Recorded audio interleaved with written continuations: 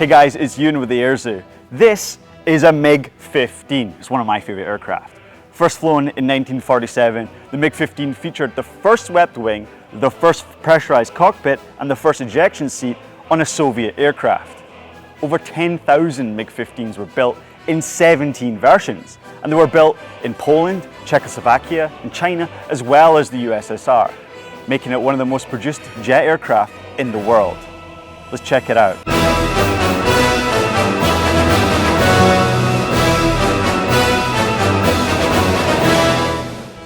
After the Great Patriotic War, the USSR and the world found itself entering a new aviation age.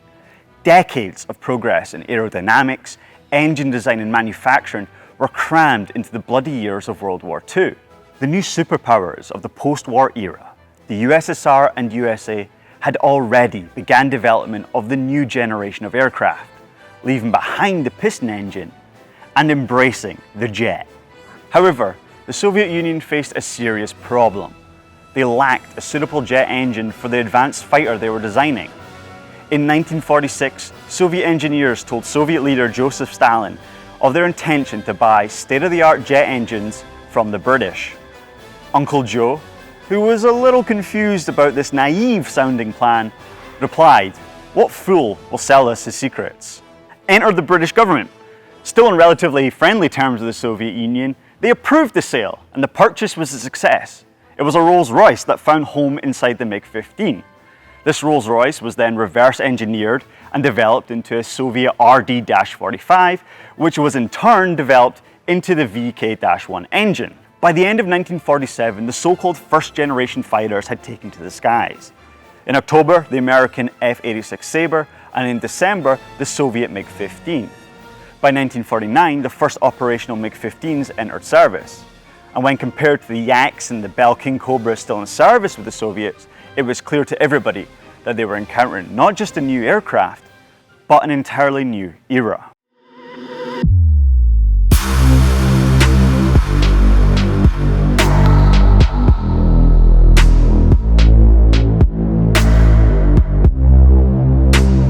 Nicknamed Aircraft Soldier, the MiG-15 was simple, reliable and unpretentious. The MiG-15 had a fuselage length of 26 feet, 10.5 inches, and a wingspan of 32 feet, 8.5 inches. And as you can see, the wings were swept back. Stall fences on the upper side of the wings improved wing aerodynamics. During production, it was difficult to make the wings identical with the same stiffness. This caused some aerodynamic asymmetry that was noticeable at high speed, and this, along with the lack of an all-flying tail, limited the MiG's top speed to Mach 0.92. Now, bendable trim tabs called knives were installed on the aircraft, and the manufacturing processes were refined, which helped fix these aerodynamic issues. Now, just like the wings, the vertical fin and horizontal stabilizers were also swept back, and underneath the tailplane there were air brakes which were controlled via a hydraulic system. These air brakes would automatically deploy if the aircraft exceeded certain speeds. At the front, the engine was fed via a massive air intake. Air would be split and essentially flow around the pilot into the engine. Under this air intake was most of the MiG's firepower. The MiG-15 was armed with one 37mm gun with 40 rounds and two 23mm guns, each with 80 rounds. These guns were recharged via a compressed air system. A gun camera, found right in the tip of the nose, was intended to record the results of firing the guns. Servicing these guns was super easy, as they could be lowered, detached and replaced quickly. Similarly, some models of MiG-15s could carry bombs on hard points underneath the wing. Now let's go and check out inside the cockpit, and I really do mean it. Let's go check it out.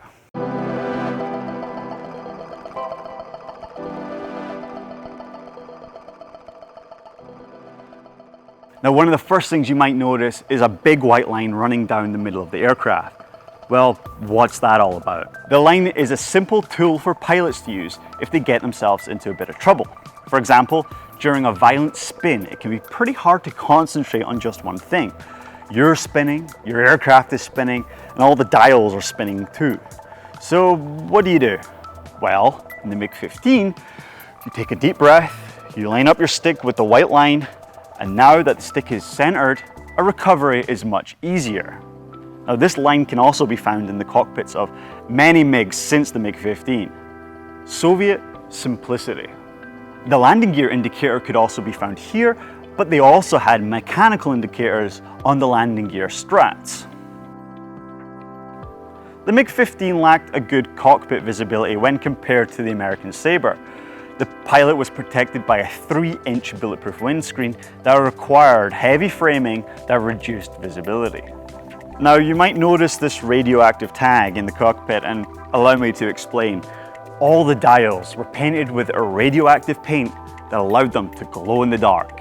In fact, this paint still works. Check it out. It could be argued that no combat aircraft had a bigger impact on the world than the MiG-15. And for the US, it was a shock to the system. They couldn't believe that the Soviets had produced an aircraft that could challenge and even win against their best. Comparing the MiG-15 and the F-86 Sabre is like comparing apples with, well, a slightly different type of apple. They're very similar aircraft with very similar developments and very similar ideas. The MiG-15's ultimate weakness was often the inexperienced Korean and Chinese pilots at the controls, rather than any deficiencies with the aircraft design itself. The MiG-15 continues to hold the record for the most widely produced jet fighter aircraft, with numbers in the 10,000 to 18,000 range. Improving on lessons learned from this groundbreaking jet, the MiG-15 was developed into the MiG-17 and MiG-19. I wonder what the Soviets had against even numbers. However, the MiG-15 story is not quite over. This jet, designed in 1947, is still in service with the North Korean Air Force, who use them as jet trainers. That makes the MiG-15 outlast its successors. How cool is that? Thanks for checking out this video. Make sure to follow the AirZoo for more videos and check out our other Launchpad to Learning videos at airzoo.org/L2L.